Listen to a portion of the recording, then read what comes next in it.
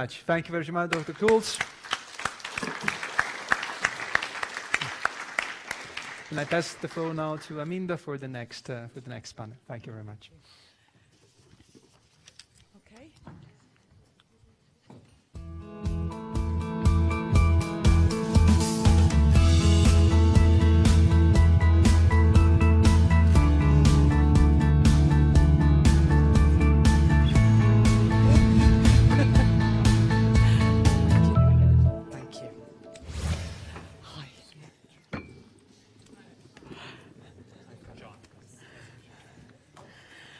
Quick introduction between our panelists between themselves, since they've not all managed to meet up beforehand.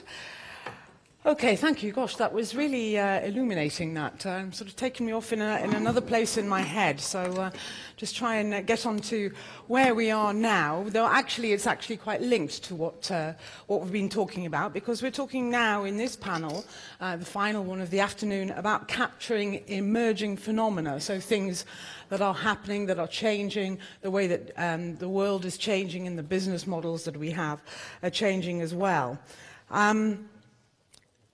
This thing of the emerging phenomena, we have three. I'm not able to count. Sorry, statistics community. I'm not very good at numbers. Three panelists. We've got Kamil Kiljański, who's the Chief Economist at the European Commission's Directorate-General for Internal Market and Industry. He's responsible for the development, the coordination and production of economic analysis to ensure the DG's initiatives are based on sound economic evidence. He's got experience in various industries, including energy, environment, payment systems, ICT and media. Next to me, we have Peleteiro Ramallo, who is Senior Data Scientist at the online fashion platform Zalando. That's for those of you who didn't know what Zalando is.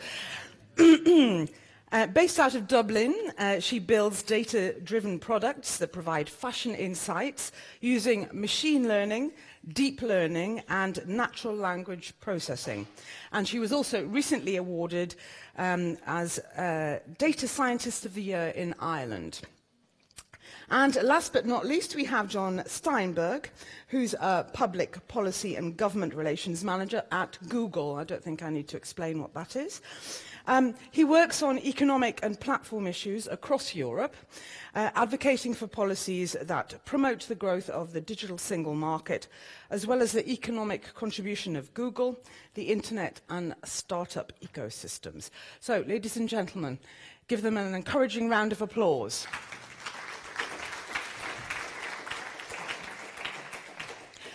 Just for your information, you may have seen on a previous version of the programme that Deborah Revoltella was due to be on this panel. In fact, she was then meant to swap onto another one, but unfortunately in the end she couldn't come, so apologies about that. But I think we've got more than enough expertise on this panel to go forward. What I'd like to do is start off with the first topic, which looks at data harvested from the web. Some people call this web scraping. But there is another more elegant way of calling it data acquisition. There is a growing interest, of course, in this type of data, but of course, like everything we've heard, it poses a lot of challenges. Do we actually need this kind of data? Can meaningful official statistics be obtained from this data? What are the opportunities and challenges? And so, to introduce this topic, I'm going to ask Anna to start off the discussions, please. So this is a very interesting topic, actually, and that is gaining more and more traction as every company in every domain. I think they are pushing for their online presence and their digitalization, right? So not only that, but also individuals, including myself, we share more and more information online, such as, I don't know, text or images in Twitter, right? So we are generating millions of terabytes, and this can be used to obtain really useful information and also interesting statistics, right? So there are obvious evidences about using this external data in order to get some benefits. So things, for example, such as what clothes are going to be trending next year, what are people going to be talking about, or what are people talking about, how is traveling affected the climate change or health trends. So there are a lot of information. There's a lot of information that we can be obtaining. Actually, there are as many opportunities as data is out there, right? So we are talking that we can acquire, or anyone can acquire, different types of data, such as text, images, or even numerical data. And this helps to react and predict market signals for more informed and better decisions. This is better decision making, and also to improve the services that you offer to your consumers, if that's the case.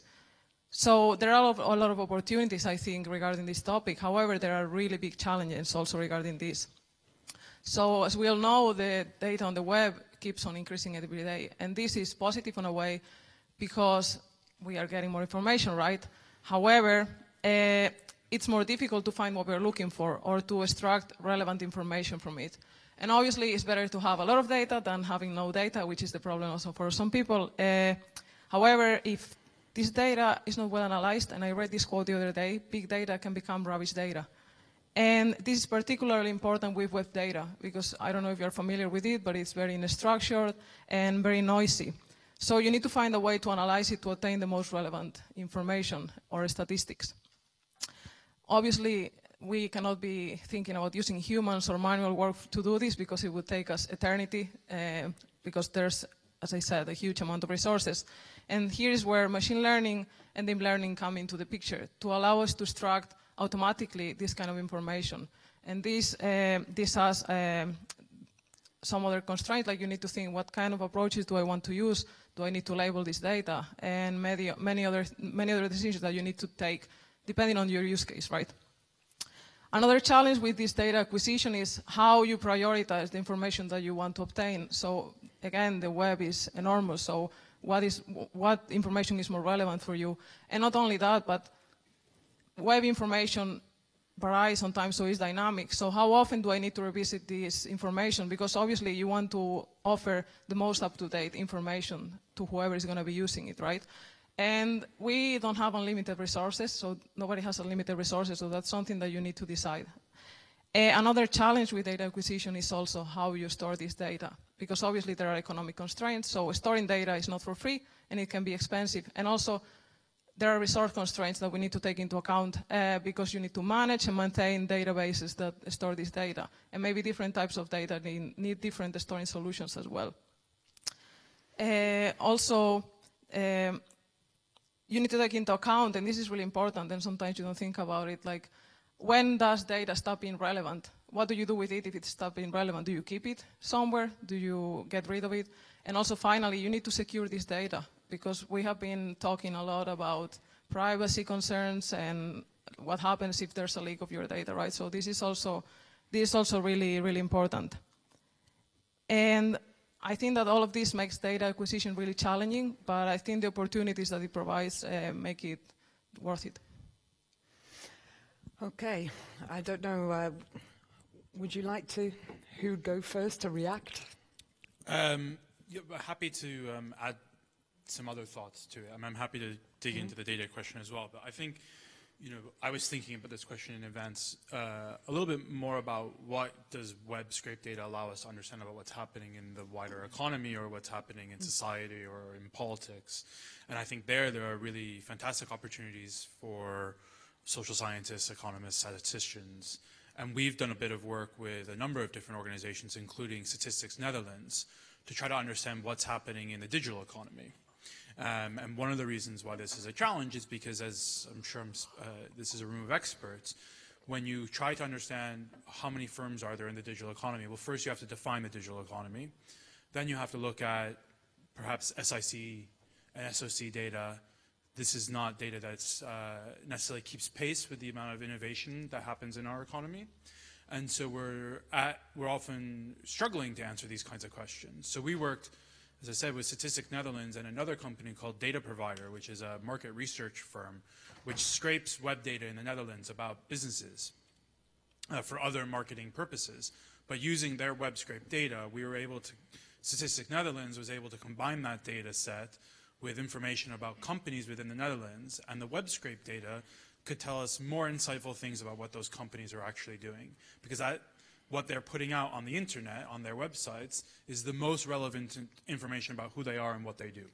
So they may be a 15-year-old shipbuilding company who registered originally in the shipbuilding industry, but today they're really actually just providing software as a solution in the shipbuilding industry. And we would never capture that within the SIC codes because there's very few forcing functions to get them to update that.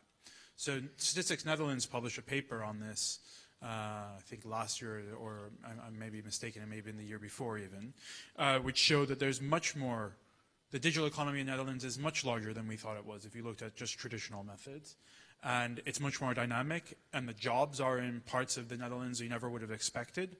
And so I think this is a great example of where kind of using complementary tools, not just, no one's suggesting we abandon the existing methods, but if we add additional methods to it, it can tell us a more dynamic picture of what's happening today. Kamil, from your experience? Yeah, so Anna painted a very interesting, comprehensive picture of it as a scientist. I'm just a bureaucrat, so I think our point of view is very narrow in a way. And if you think about regulation, the way we think about it on the internal market is how could you use web scraping to support policy interventions? And I think the example I have in mind with something which the Brussels bubble calls geo-blocking, that is to say whether you differentiate prices on the basis of customer residence, which is in some legal context anathematic to the single market. And we had investigations in that still in 2015, for instance. So we had a situation whereby there were complaints from British citizens that Disneyland was charging a much higher price to them for a Disneyland package of an identical nature compared then to the prices that the Belgians and the French were getting. So, you're basically talking about the same weekend trip, family of 4. You consume it in France because that's, not delivered online, but the prices was 20-25% higher, right? So the onus was on us actually to prove that this is systematic, because anecdote, the plural of anecdote is not really data. We had to prove it. So we did web scrape Disneyland internally in order to prove systematically that this is an issue. We did that, and I think it took quite a bit of time. It's not easy to do. Basically, masking your IP address is not so easy. Sometimes when you have Java issues, parsing web pages is a bit difficult. Sometimes you have to do it manually. A lot of time went into this. But in the end, we got the results, which were proving that prices were systematically different. But then, and it shows you the limits of price scraping, that, well, it's illegal only if it's not cost-based. So we could see that the prices were different, but of course you cannot get to the costs with web scraping because this is basically what is posted on the web, right? So I think it's kind of halfway. It's good for us to actually do it. This is the type of data you wouldn't get from Eurostat because the level of granularity, like Disneyland, is not something that Eurostat would produce and shouldn't produce. But as a regulator, you can do it. You can price scrape. It's not the most elegant way of doing it, but this was the only one available to us. We also did it for car rentals and e-books later on to compare the prices. But this is just scratching the surface because you only see the symptom, which might be different from price. There could be 10,000 good reasons why this is the case, but that you will not discover with web scraping. So that's how our experience went with web scraping. Anna, are there developments, are there things that you're working on that can actually make this perhaps more, I don't know, easier or more useful for the Statistics Office for the type of information that you get out? You were talking about the problems that there are. How can they be overcome? Well, I think that there's a lot of effort that can be put in many different organizations in order to try to improve their efforts in data acquisition, I guess. As he was saying, there's a lot of information that you can obtain and a lot of challenges. So definitely something worth exploring, I think. Okay, I'm going to launch an app question for you here. I'm talking about web scraping. And the question is, should statistical offices step up their efforts concerning web scraping? Remember to refresh your thing if you can't actually see the question. And the options are: yes, this has a huge untapped potential. Yes, but it is unlikely to lead to reliable statistics in the short run. No, it's too invasive. And no, for other reasons. So I'm going to give you a bit of time on that to vote. And while you're voting, I'd like to actually open the floor to the there's a question at the back and a question here. We've got 2 questions at the moment. We'll take yours and then see where we go from there. Marlene Smit, Eurostat. I have a question about the quality of the data obtained through web scraping. And from the few examples that I have seen, some of the difficulties are related to the denominator. You can get information through web scraping and it could maybe give you new signals, but the difficulty is in the quantification because you might not be able to put the correct denominator on what you get from the web. You do not exactly know how many people are concerned or how many companies are concerned. So that was my first question. And then the second thing is, if we try to use the data out of the web for our statistics and for our information, my question is on whether it also works on the other way around, whether those who are putting data on the web could, in a certain way, turn around the data so that they are not exactly reliable. I mean, in how far is what you then put on the web not biased by those who put the data on the web? In a certain way, can you, in a certain way, direct or bias the data by putting more data on the web, and in this way also, for instance, change consumer behavior or change the patterns for the future? Okay, thank you. I'll come to the other question in a moment. I think we'll answer that one first. Anna, I see you grabbing the microphone too. So in terms of the denominator, yeah, of course, you need to try to normalize your data because obviously you don't know, as you said, what people are, how relevant is certain data for certain people, and that's why you, for certain type of products, you also want to involve experts in the field, right? So that's one of the misconceptions sometimes with artificial intelligence. Everyone thinks, oh, they want to replace every human being in the earth. So basically what you want to do with this is try to give more insights to persons that are experts, and then they can make better decisions, so they can make data-driven decisions. And I don't know if it's in those lines. And also you need to be able to, as I said, prioritize and put relevance on what things are more important for you depending on your use case, right? And regarding the second question, there's always a bias when you put things out there. And it's even in, I'm going to speak, for example, about fashion. Who is the one that created the trends, right? So if, for example, now Rihanna starts wearing whatever, it doesn't matter, it's going to create a trend. So basically she's biased in the market. But the same if one president of one country says a statement, then it changes, you know, how stock goes. So obviously the data, like how people create data, biases the results. But that's something that is going to happen, I think. Any reactions? No, I just think Anna made a really good point I was just going to build on, which is that we really see the ability of using data from the web to complement policymakers, the existing data sets. So one of the things that we've been working with central banks and ministries of treasury and economics and business and whatnot is with nowcasting.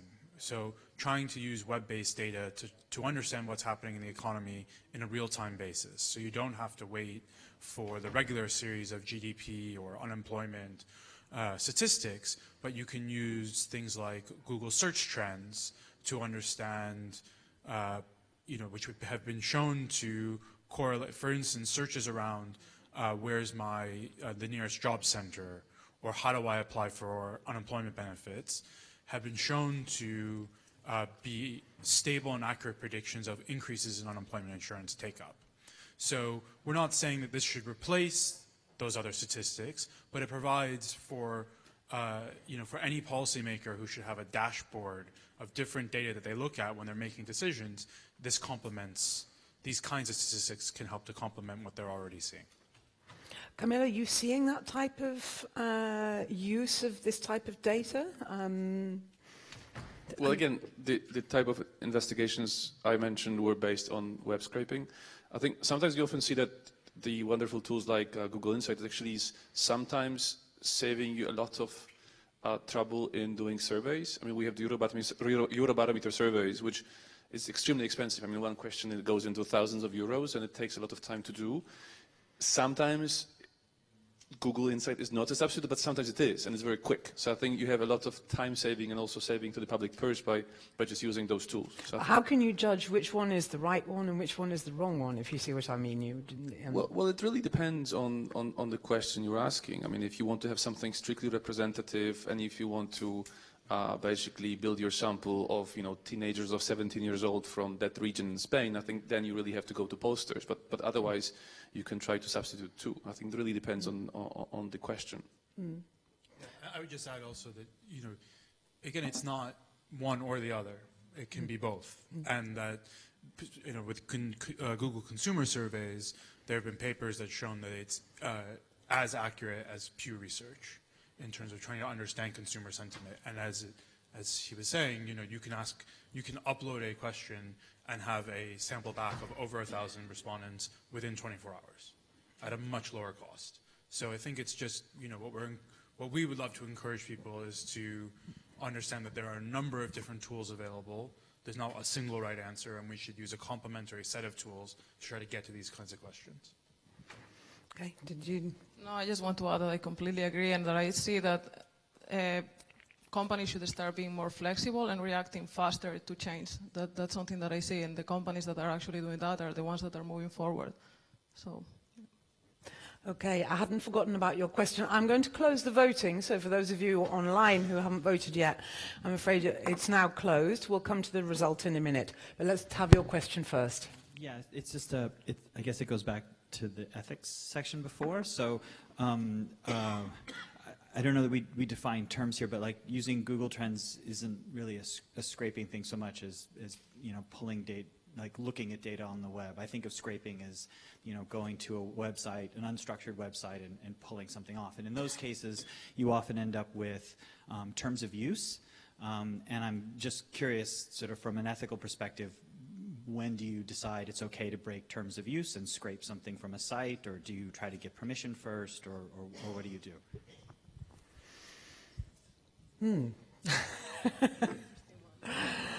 So I guess it depends on the use case and on the company. I mean, I'm not going to get on the specifics, but there are a lot of papers out there that also talk about things like politeness, for example. So companies that are acquiring data from the web would never or should never be hitting the website in a pace that would take the service down, or these kind of things. So there are, of course, ethical concerns, but I think that the companies that are actually acquiring data from the web are taking into account those considerations. Yeah. Okay, right. Well, if we haven't got any more questions on this from the audience, no, I'm right. I'm now going to reveal the results of the poll. And so we have, neck and neck, almost. 48% for yes, it has a huge untapped potential, and 45% for yes, but it's unlikely to lead to reliable statistics in the short term. We do also have no for 5%, no other reasons, and only 2% saying it's too invasive. Interesting that, after the things that came out this morning. We seem to be struggling with our ideas on this, so going one way and then the other. Very interesting. Okay, well, I don't know what you think about those results, panelists. It's good. What's the sample size?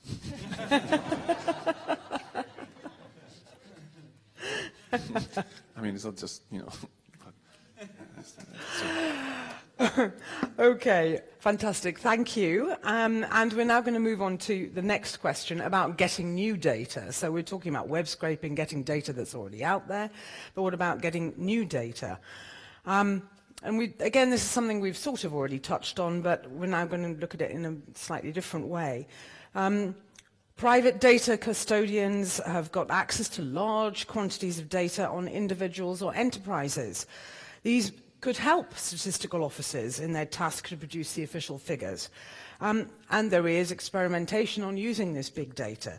So should statistical offices actually gain access to these new data sources that are held by third parties? And how should that happen?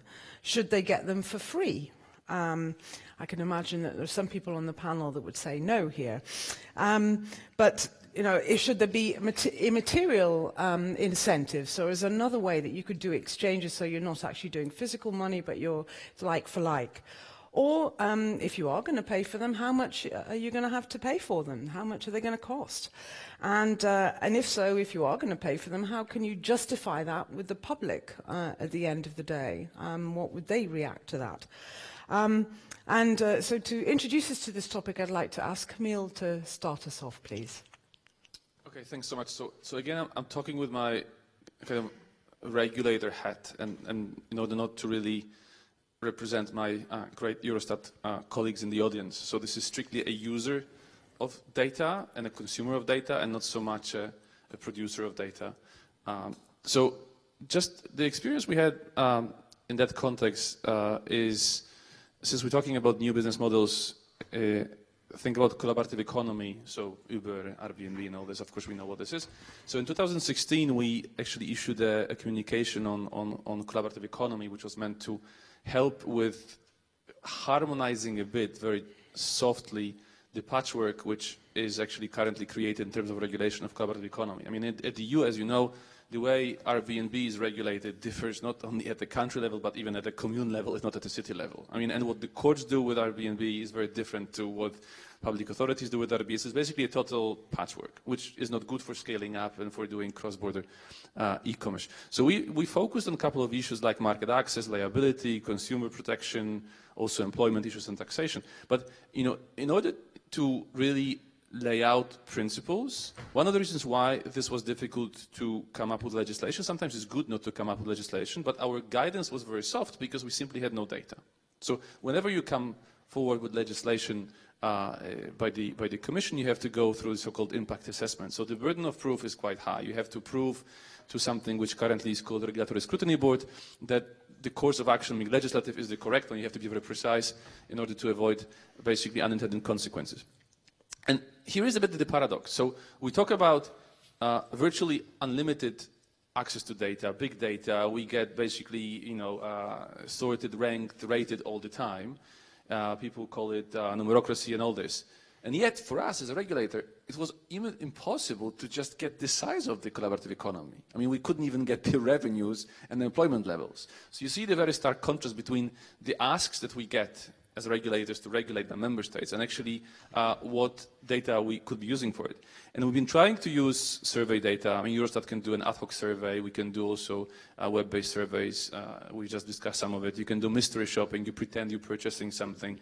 There are also voluntary arrangements with the industry, and Eurostat did try to do some of these too. But all of this is a little bit late and lacks precision to some extent to inform essential legislation and policy making. So here is the question about accessing private data sources, which is a topic extremely delicate and extremely controversial. And I'm sure we have a lot of discussion around it. Essentially, the attempts we had so far were rather incomplete, ad hoc, and one-off. And then you see legislators in the countries actually proceeding with laws designed to actually access privately held data. I mean, there is a French law from, I think, 1 year ago, whereby they will, in theory, under certain conditions, allowed accessing private data sets for statistical purposes.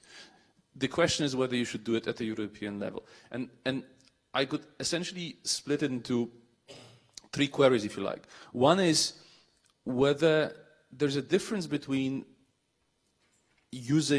accessing privately held data for statistical purposes as opposed to regulatory interventions. Because as you know, we have subpoena powers under competition policy. I mean, that existed for 50 years. But they're very narrow. You know, in my problem with Disneyland having different prices to the French and to the Brits, this might have affected Brexit. I mean, had we known it, they paid 20% more. But we couldn't really falsify it or confirm it because we didn't have access to costs. And since this was not a competition problem, you cannot solve a single market problem without having subpoena powers, right? So I think the question is, I think there is a difference, it's my view, between statistical purposes, gathering and accessing private data, because that is more systematic, you have time series, and very ad hoc surgical ones. But there is also a connection, because had we had access to those very specific questions about cost of an amusement park, you wouldn't be keeping pressure on the Eurostat to keep collecting this data on a systematic basis. Sometimes your question is really ad hoc, and you don't need to collect it over time. So that's, if you like, the first query I have. The second query is, who should be collecting it? Should this be the Commission or member states? And of course, this is the question about cross-border trade and aspects of this. We do know that a lot of statistics are distorted because of tax optimization. So you essentially you don't have consolidated accounts by companies. They shift assets and revenues across the EU. It's very difficult actually to get a concise picture just on the basis of one country looking at it. So there's the second prong, if you like. And of course, the last one is the most important one. What's the incentive? I mean, should there be some kind of benefit in kind? There is discussions about creating clearing houses between the platforms and Eurostat, helping with the data. Some of the behavior of platforms is actually quasi-regulatory. That is to say, in Estonians experiment with tax collection by some of the platforms. If you think of YouTube, YouTube could have a quasi-collecting society role in terms of dispensing revenues towards right holders. So I think there is also a question of how do you actually treat this? You might maybe you want to compensate the platforms for something which is quasi-public interest. The other one is of course payment. There has to be a price that they collect this, but on the other hand, I'm not asking for this data for my private interest. I don't want to compete with a platform. It's for the public interest. So paying for that is not obvious. And of course, the last one is simply under the pain of fines, which is the most controversial one. Give it to me, or I fine you, which is the competition policy approach, which is the most brutal one. But hey, we are the public interest guys, so it's all up for discussion. So those three things, a regulatory collection as opposed to statistical collection, I think there is a difference, but one could relieve the other if you could have more access. The second one is who should collect? Commission, federal. I'm not using the F word, but the pan-European body, and the third one is, what the incentive should be. Okay, thank you. Jon, I'm going to ask you to start reacting to or giving your thoughts on those questions. Yeah, so they're very interesting challenges. What I was going to say is that also, I mean, from where I sit, we perhaps from the private sector face the same tension or frustration that there's not more public sector data available. And one of the policy areas that I work on is the scale-up economy, which is the OECD defines as companies are growing 20% year over year over a 3-year period in terms of headcount and/or revenue. Now, no government in Europe could tell you which are the scale-up companies in their economy. They have that data, but either it's held in silos. So I live and work in the UK, so I'll give a UK example. Companies House has 18-month lag data on company annual reports or annual filings. The ONS has some of this data. HMRC has tax filings and PAYE data, so employee tax filings. But all of this data sits in silos. All of it is proprietary in some form or function, and it means that the ecosystem is not able to make use of this data to be able to target services, nor the government, to help these companies, which the OECD tells us contribute the most to GVA. So just as there's pressure, I think, on private sector organizations to provide more access to the data, I realize I may be speaking to a room of mostly public sector folks, I would say that we should not let up the encouragement to see more public sector data given up to researchers and to the public to make use of that data. And this is something that in the Charlie Bean review in the UK came out very loudly.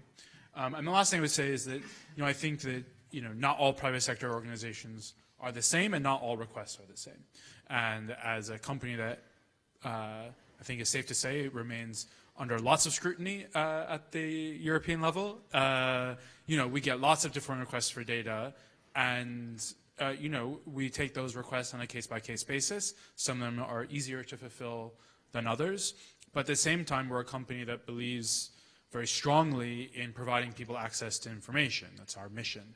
And so whether it's through Search Trend or Correlate or Google Consumer Surveys, we're providing a lot of tools and data to help people understand what's happening on the web, or to make use through big data techniques, through our cloud platform and the tools that are available there to help people sort through and understand this kind of data. So I think you raise important challenges.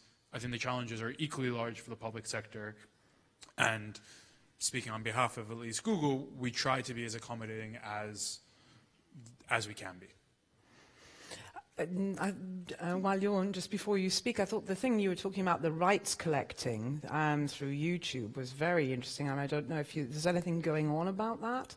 Well, so I have to admit that I'm not a YouTube or copyright expert, so I don't want to speak and get it wrong, but you know, we have obviously very sophisticated relationships with the rights collecting societies as well as with the major publishers, so that, you know, particularly for music content, these kinds of, the distribution of this revenue is sort of all done by contract.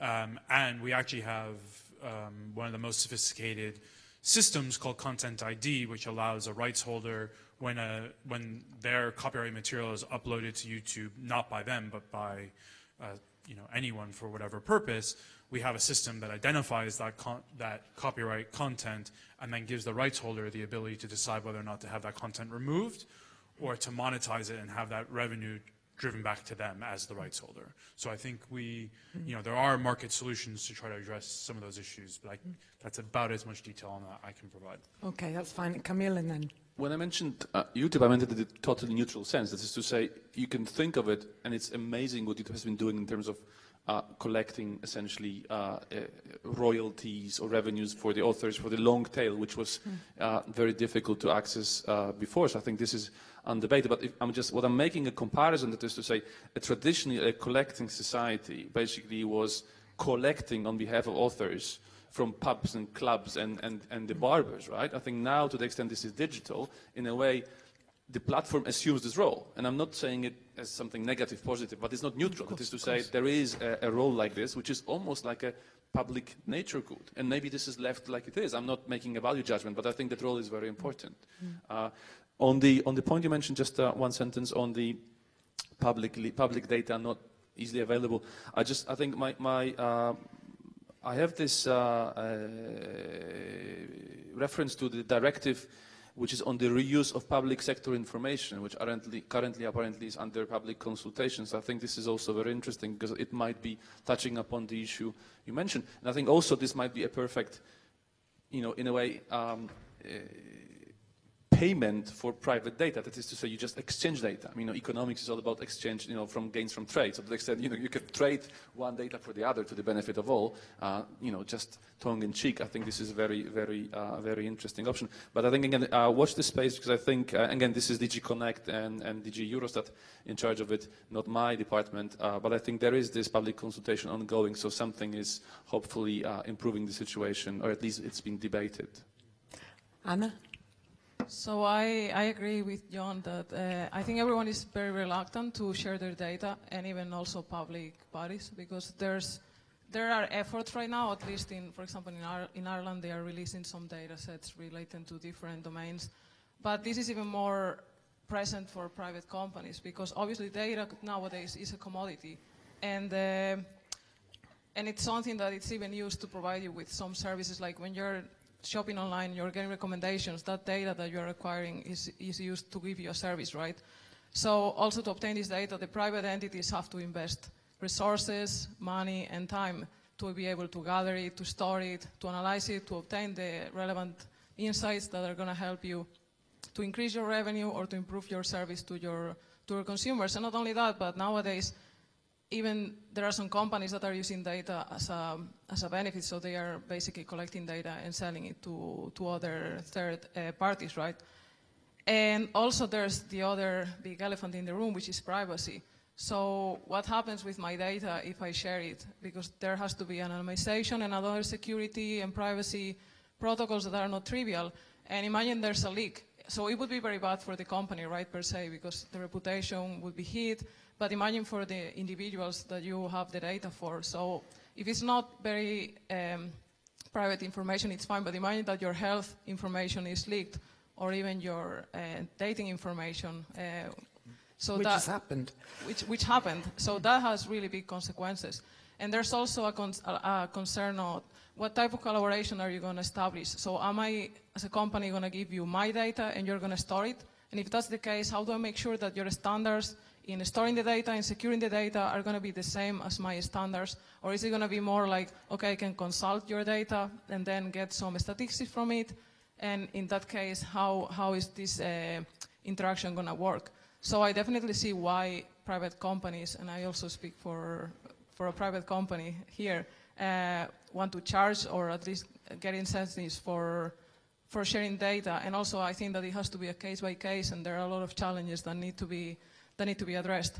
Also, I need to add to that I have a research and academic background. So I think that companies should open source some data, and I think that a lot of, at least in tech, a lot of tech companies are open sourcing data and even code or different approaches, because it's true that big companies nowadays are the ones that have all the data, and not only like the big data, but they have the real data. And then universities, for example, have power to develop models and algorithms, but they don't have that data. So I think things such as research partnerships between companies and universities, or even open sourcing data for prizes such as the Rexis Challenge or the Netflix Award, those are really good initiatives in order for researchers to be able to advance the state of the art. Okay, thank you. I'm going to ask for some questions from the audience in a moment, but we've got, yes, another app poll, smartphones. And this one we're going to open is, how should statistical offices engage with statistics produced outside the current official statistics system? Goodness me, statistics is very hard, particularly when you say it 3 times in a sentence. So that was the question, and the options are offer certification, offer feedback, and avoid engagement. And now what I'd like to do while you're voting and while people online are voting, I'm going to open the floor for questions. So, well, I thought someone was waving there, but they're not having a question. Anyone got any questions on this topic? I thought it was quite interesting, the thing about if you're paying for it, but you're assuming like for like, whereas it's not necessarily going to be the case that the data, as you said, you know, that the data is equivalent on one side or the other. I'm looking around the room. So my apologies for being a bit slow, but it's actually a question more related to the last round. Because we then, so it's the opposite of foresight, I guess. It's because I heard that Google data are not web scraped. So I would then just like to know from where Google obtains its data, if not by crawling the web. Thank you. Thank you.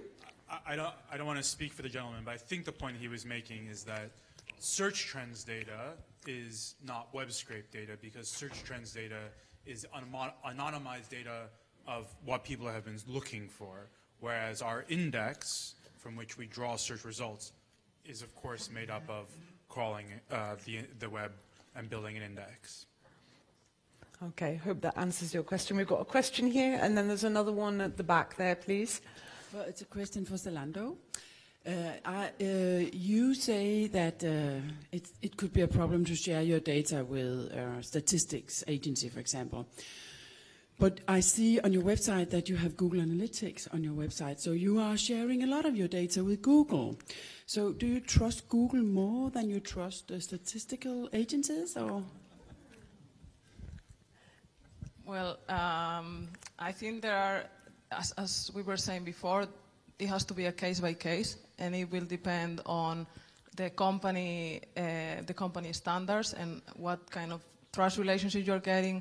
Maybe you are doing like by like or different things. So I cannot speak for Zalando on that. You would have to maybe ask other person. But I think that you have to establish relationship with different bodies, and maybe there's a way to establish relationship, for example, with the statistical offices in order to be able to share some anonymized data.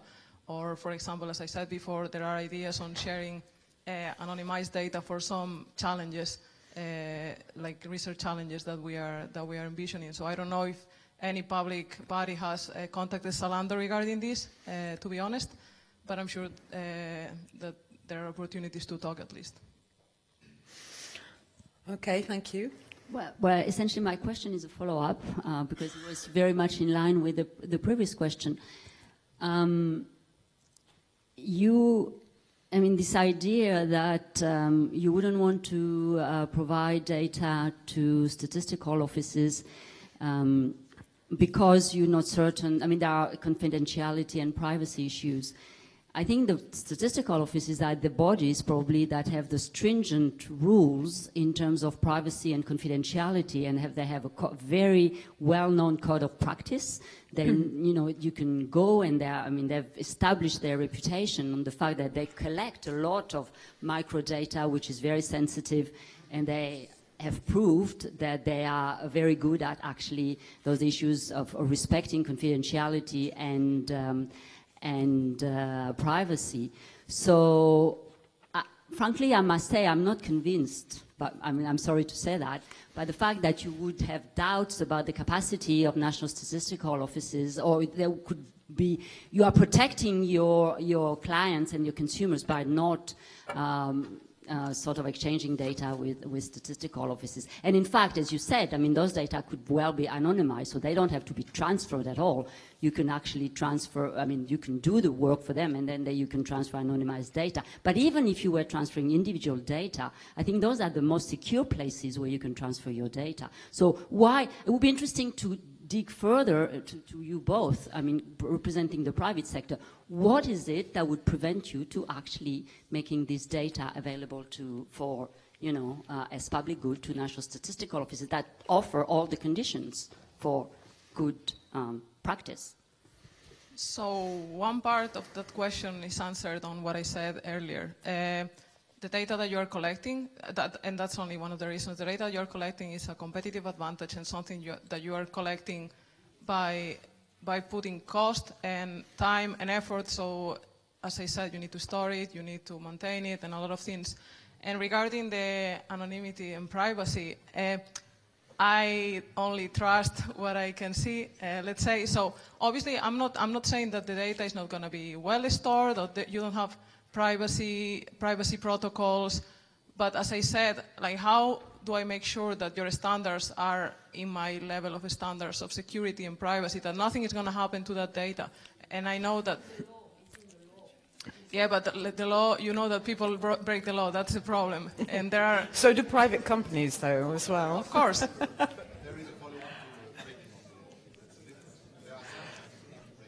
Yeah, but I mean, I think with all, I think with all due respect, I think there are 2 points I'd like to make in addition, and I agree with what Anna has said.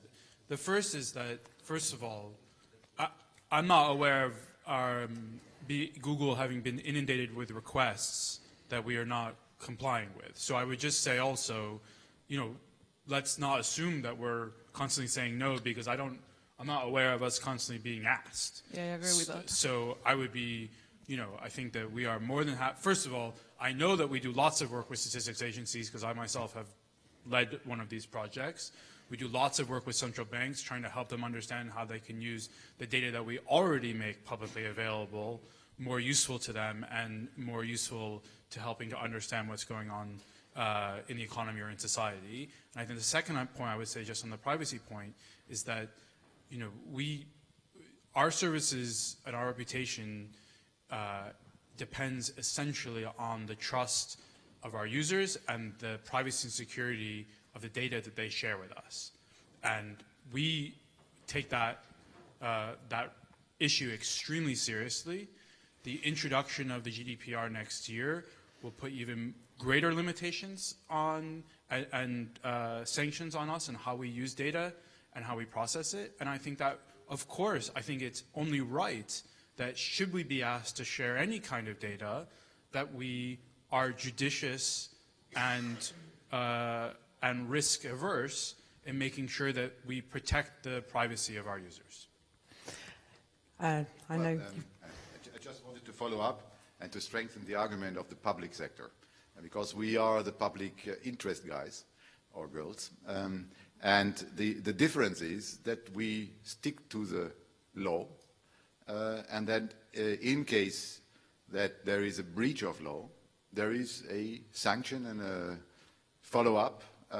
So I think in that case, it makes a huge difference whether you share your data with another private company or with us acting on behalf of the public interest. And I think that really has to be taken into account. So there are sanctions, there is a whole regime of legal instruments protecting. So your data and the data of your clients are nowhere more safe than in your own premises and in ours.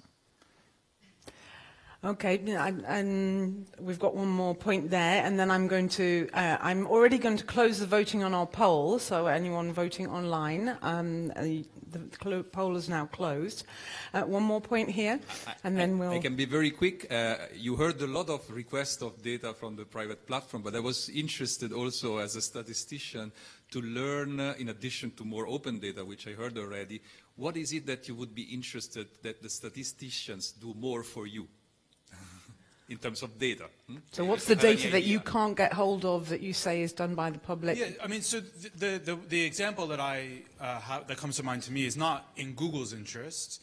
It's in public policy's interest. So we're interested in being able to identify which are the scale-ups in any economy for a variety of reasons, so that they know that they're scale-ups, so that they can gain access to services and products and support networks and peer-to-peer networks, so that governments can highlight these companies, so that when they think about who they're going to take on a trade mission, they don't just take the established brands or market leaders, but they look to take these emerging companies who are the job creators and the companies that are creating tax revenue and who can perhaps most benefit by these export opportunities.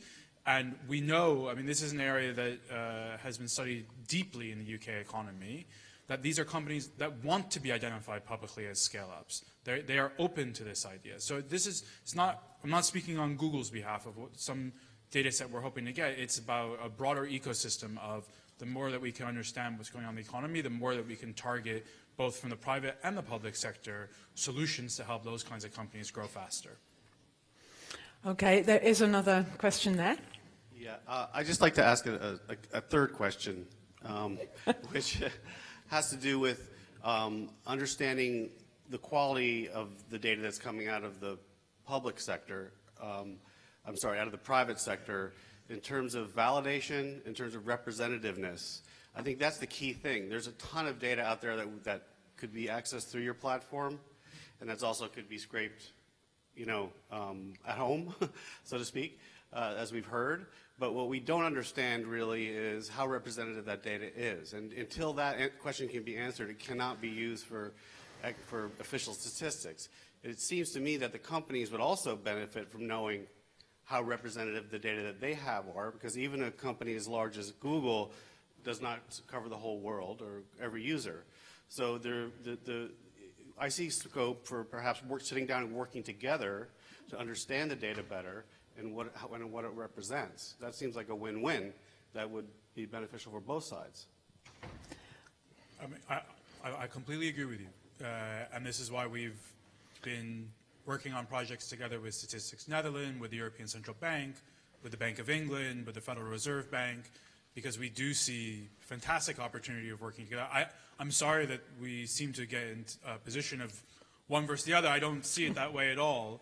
And I think that also Hal Varian, who's our chief economist, and our economics team have published a number of public papers to try to help economists and statisticians understand both the strengths and the limits of working with the data that Google provides and trying to understand different aspects of the economy. So I completely agree with you. Okay. Yeah, I agree as well, and I think that a lot of companies nowadays are actually doing that, and as I said before, they are studying case by case, and also trying to understand what are the benefits that these public bodies going to obtain, and engaging with different, not only with public bodies, but also with universities. I think it's really important as well, and share data with them and establish different collaborations. Okay, we're going to have a last question on this topic there, which is lady over here, and then I'm going to announce the result of the poll, and we're going to go on to our last topic under this section. Thank you. Maria Bromsen from Statistics Finland.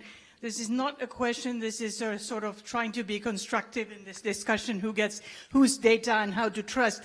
Regarding trust, I can quite understand, and in sort of contradicting my colleagues, yes, we have the legal law that we have to obey the law, so does everybody else. But we know that trust, it's a long way to build trust, and trust can be lost.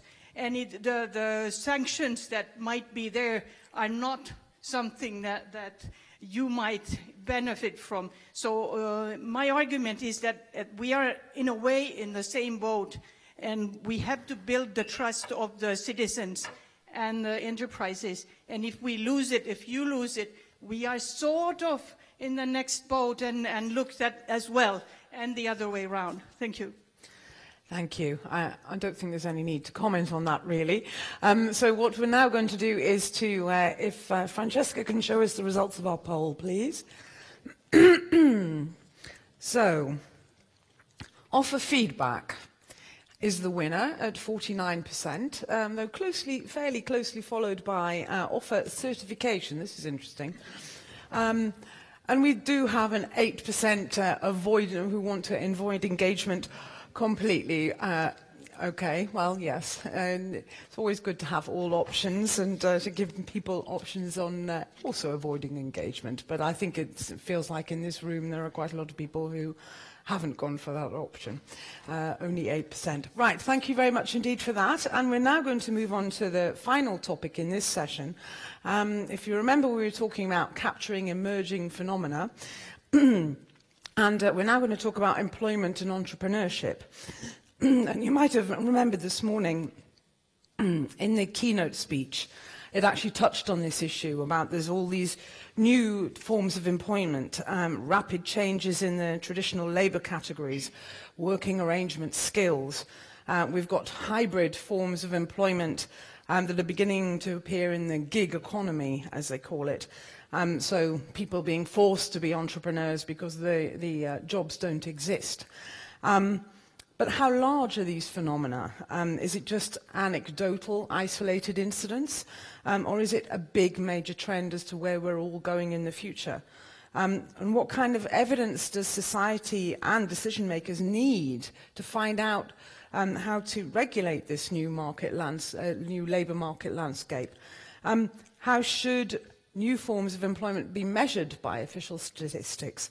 And so I'm going to ask Jon to talk us through that at the beginning.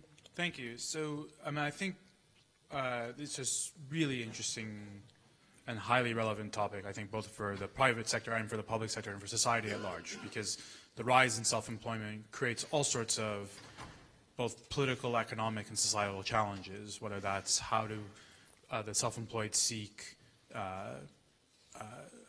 welfare benefits, health insurance, employment insurance.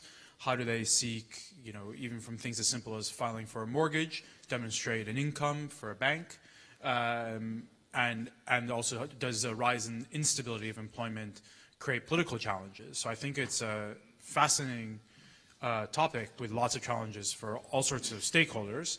And I think one of the things that's interesting about it is that it's an example where perhaps traditional measures of statistics fall short, where, if the way that we understand that there's more people operating in the gig economies because there's more people registering as self-employed in their tax filings, then it's sort of like, the danger of giving someone the choice of other on a survey, right? It becomes the all-encompassing category that doesn't necessarily provide much insight. And so then the question is, how can you use other statistical methods or other data sources to try to pick apart at what that big self-employed category is, and who these people are, and what they're actually doing? And so I think there are a number of ways, and complementary ways, of trying to answer that question. So for instance, tax authorities may be able to see that the rise in the self-employed, but they also might be able to see sources of that income, and using innovation and different kinds of interrogation techniques of that data, discover that Uber is a large source of the income for these people who are filing self-employed. Or you might be able to see, and I think the other thing I just wanted to add to that is that, you can imagine that there are other ways of getting at that question. So for instance, LinkedIn has been working a lot with public sector organizations to try to help people understand what's happening in employment trends in their city or country. So you could see perhaps a rise in people moving from full-time employment to freelance work. So, and then be able to identify trends in what that freelance work is, which may not just be the traditional gig economy, but demonstrate a move toward a different way of working where full-time employment becomes less common. So I guess what I would stress here is that I think there are many answers to this question, and that we all need to be open-minded while still being rigorous in our methodologies of trying to find different ways of answering this question, and be comfortable with perhaps the idea that we have some forms of data which have a seal of approval from a National Statistics Office, which can be complemented by other sources of data that may not quite rise to that same level of authority, but still help different stakeholders interested in this debate understand what's going on. Just a question on that thing about LinkedIn. For example, we have to present a certain face to the world, and particularly on somewhere like LinkedIn, where you're hoping to get jobs from that, which of course means that the data is skewed in a way, or biased from the start in a way. So how could you, we're presenting ourselves to get more work, and so we're not going to say, oh, we lost our job and we've spent 6 months unemployed and not been able to do anything, and so now we're starting our new company. Yeah, no, that's a very fair challenge. I think, I think what you then need to do, and I don't have, LinkedIn has provided some of their data to. I know, for instance, they did a study in looking at Manchester, the trends in employment in Manchester, and also in London they've done enough of this, teaming up with academics so that they can try to cut through some of that noise. And there may be, you may pose a challenge that can't be overcome, but that you could complement that with survey data to try to find another way of trying to answer that question. I also know, that might be a particularly difficult one where the LinkedIn data is particularly noisy, but they've also been providing data that looks at the where people are from, where I think there's less likely to be noise in the data, to try to show, for instance, I think they released something just this week which showed in the advertising industry in the United Kingdom of new hires, how many of those people are from outside the United Kingdom. Where the data in that should not be particularly noisy. Okay. Kamil, what do you think about this particular area?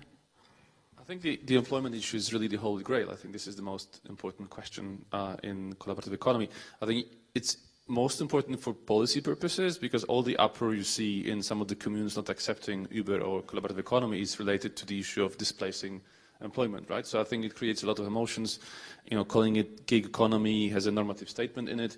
At the same time, there's basically people saying that this is leading to precarious jobs and generating precariat, whereas some others say, well, this is actually like flexicurity because it gives you a cushion. You lost your job, you can do part-time, you can be independent. I think the jury is completely out, and I think we really don't know. So I think the public perception is relying on some forms of measurement, what this really does.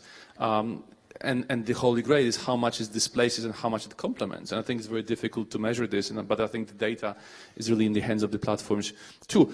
Again, these are not only policy questions in terms of public perception. I mean, some of those questions are also in front of the Court of Justice. Whether, who is an, Uber driver? Is it an employee? Is it a service provider? All the law is designed like pigeonholes, and you have to, fit into the pigeonholes. So hopefully the judges in Luxembourg do have access to some data. I mean, a lot of the work which has been done is actually quite interesting, but again, there is studies, like there is this paper by Kruger from 2016, the NBR paper, which is relying on Uber data.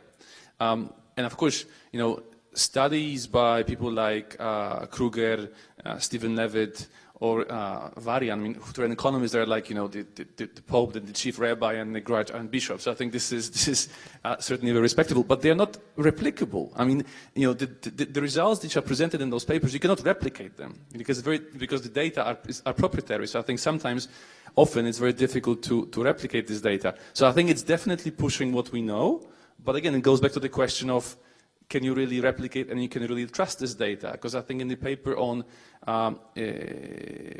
consumer surplus from Uber, which again is amazing that we're moving beyond GDP into consumer surplus, but you know, when Levitt estimated the demand curve with the data from Uber to show that for every dollar spent you get $1.60 consumer surplus, so it's amazing gain. It's good to know. Well, you could also estimate the supply curve and tell something about the willingness of those Uber drivers to work. But that hasn't been done. And then you might ask, why not? I mean, it could tell you something about the supply of labor. So it's great we're moving in that direction. I think it's the holy grail of policy. But again, you could trust it only 80%, I would say. Just the one quick thing I would say, and not that I would ever claim to speak for Hal, but I can just tell you as someone who does work and then asks Hal for his opinion, I'm under constant pressure from Hal that anything that I put out or that I commission, that the data is replicable. Because I think we share your sentiment. Something I was thinking just about in future employment, but also on the back of the Foresight keynote that we had, because we often talk about the phenomenon that we don't, the questions we don't ask. And so, for example, you know, do you think it might be interesting that we should be starting to ask now about how many jobs robots have? Because that's where it's all going. And so, but we cannot see how our labour market is changing because of automation or because of robot workers, because we haven't started measuring it yet. Yes. I think there's a lot of talk now in are robots going to take all our jobs, and are we going to be all unemployed? So definitely the work environment is changing for everyone, and not even like the previous, like for example for our parents or our grandparents, where you would work at the same place, the same position all your life, you have your same skills since you start your career until you finish your career, or probably you improve them a little bit, but more or less the same thing, right? So that belongs to the past, and now in the new economy, you have to constantly keep on evolving and constantly keep on changing your skills. And this is no different. And of course, there are going to be jobs that are going to be lost because of automation, but this also creates new opportunities. For example, a data scientist job did not exist some years ago.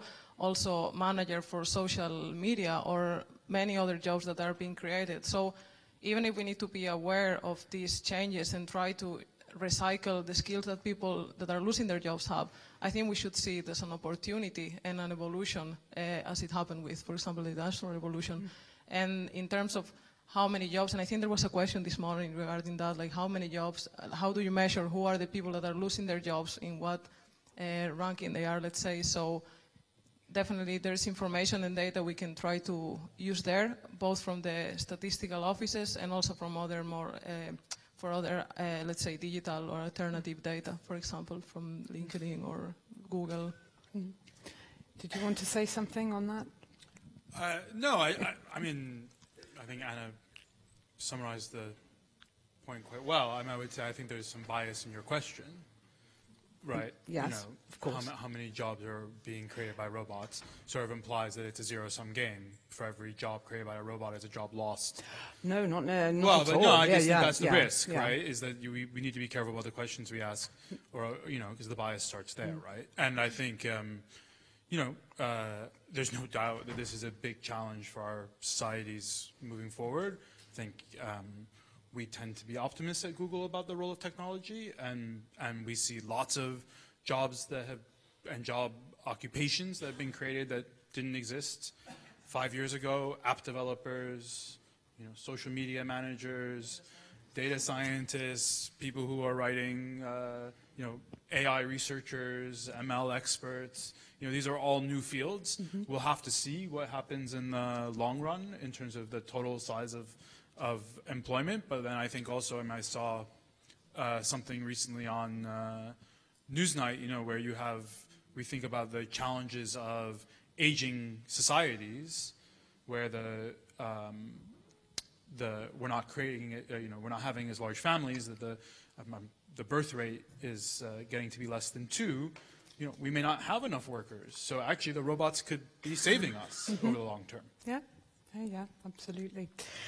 Okay, all right. Well, I'm going to launch the last and final, live vote today. And the question is, should official statistics do more to capture new forms of employment and entrepreneurship? And the options you have are, yes, current concepts will not capture the labour market of the future. Maybe, but there are other labour market statistic priorities. Maybe, but this might lead to breaks in time series. And no, current statistics will remain valid. This vote is going to be open only for a couple of minutes because we're coming up to coffee time. But I would also like to see if there are any questions from the audience on this last part of the debate that we've been having today on employment and entrepreneurship. Okay. Thank you. It's really an observation and a sort of plea. It's been really interesting to listen to this. And of course, jobs, as we heard this morning, has been the European Commission's priority ever since the start of the crash, exactly 10 years ago. I just wanted to say, and I'm really thinking of our colleagues here from Eurostat, that everyone's saying we must look ahead to the future, we must predict cleverly and so on. But it seems to me that the agenda needs to be readdressed. The priorities of Eurostat might be looking backwards, responding to the crisis of the financial crash, responding to the migration crisis, but particularly focused absolutely on jobs and growth, jobs and growth. And I'm glad that somebody mentioned the demographic changes in the population. If you do look ahead, what about health as a priority? The stats that come out of the pharmaceutical companies are often rather dodgy, and we would be most interested to have Eurostat not just entirely concentrating on entrepreneurs, but also concentrating on what needs to be done as we are going into an aging health crisis of obesity and so on and so on. So it's just a plea that is the priority right now. Okay, I don't know if quite our panelists can answer on behalf of Eurostat, but we'll get that. I'm going to take one more question, and then we'll... Very briefly, I just have one, I thought obvious addition to the question about what the priority should be. It's not just jobs, but the quality of jobs and actually income distribution. So which. Okay, thank you. And I think just one element. I think we should start to consider the implication for our societies from the perspective of the policymaker, because it might be that thanks to or due to automation, we're going to need to start considering the basic universal income. This potentially could create different scenarios depending on how the people will be able to adapt to the impact of the automation. So we are expecting, we are thinking sometimes, and we kind of use the model and expect that people will be able to reconvert immediately. I think this is not so feasible when we start talking about people that are 40, 50, 60, etc., etc. And those most likely will be the people that will be the first to be affected by some of these processes. So the main question that I leave in the air is that no matter how you look at that, I think there is a need to start considering what social measures and how the policymakers will be able to deal with a ticking bomb that is sitting here, and I don't see, from my little perspective, how this is dealt at the European level in terms of raising awareness, promoting information, and dealing with that on a structured basis, because it's coming. Thanks. Okay, just before, okay. Just on the basic guaranteed income, I think, hardly any panel these days finishes without discussing it. I think this is extremely, but this is actually happening. This also takes us into the best practice of randomized control trials. You have it in Finland now, basically 2,000 people randomly selected to see what effect you will have of the basic guaranteed income. Also, few people know that there was an experiment like this under the Nixon administration in the 70s in the US. But nobody talks about it because when they revealed the results, there was only one significant one, which is that the households which got the guaranteed minimal income, there was a divorce rate which was going up by twofold. So sometimes in those days the results were a bit difficult to transpose to reality. And Kamil, I think you're possibly the closest person who can talk about things, the health question. We're really focusing on jobs and jobs and jobs, and actually there are other really key issues that are not really being examined or seem to be further down the list of priorities. Let's put it that way. Well, I think it's very, the title of my department is DG Grow, so, and of course it's a sustainable growth. But growth is also living longer, living healthier. No, of course, but this takes us, I think, quite neatly to the whole beyond GDP discussion, as we mentioned, that the platforms give us a lot of welfare benefit, which is beyond the statistics. I think in that sense, that also means more leisure and more consumer surplus. I think this very neatly goes into this debate. But on the health aspects themselves, again, I'm not the expert on health, so I think it's quite conveniently for me to say I really don't know specifically about health. Okay, before I turn to John, I've got a question for you from Mart Magi from Twitter. What is the closest date when Google and Eurostat will start cooperation? I think that's a two-way conversation. You might be able to say now, but maybe Eurostat have to answer as well. I look forward to being approached by Eurostat to have this conversation. Perhaps in the upcoming coffee break. Okay, I'm now going to close the poll, and I would like to, if we can already display the results, that would be cool. Can we show the results of the poll? Yeah. Sort of closed it, and then I want to show the results a bit too close to each other. Okay, and the winner at 78% is yes, current concepts will not capture the labour market of the future. But interestingly enough, we've got a tie on maybe, well, two different types of maybe. So we've got a lot of uncertainty in the audience, I would say, on the maybe front. But yes, the current concepts will not capture the labour market of the future. Any quick comments on that to wrap us up? I mean, I think it sort of, in a way, reinforces what's come out of this conversation today. I'm pleased to see the optimism in the room. Optimism. Well, that's very good, particularly this time of the day when you're all very tired. Okay, I'm now going to close up this session. I want to thank you, the audience, and people watching online for all participating in all our polls. It's been, I think, quite a fun exercise, but also an interesting exercise as well. We obviously have to wait for the official numbers to be crunched, and as you know, this doesn't happen instantly, but what I can tell you is between about 40 and 50 people have been voting every time. And there were more voters today than yesterday, so obviously you became more enthusiastic as the time went along, or maybe you had time to upload the app. Who knows? I can't answer that question.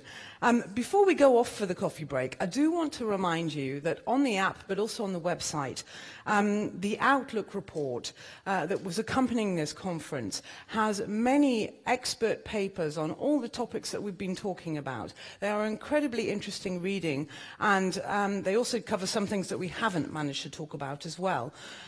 What's going to happen is those reports are also going to be used as food for thought for the guidance report that's going to come after this conference, which is going to bear in mind those reports and the outcomes of this conference, the discussions we've had here today.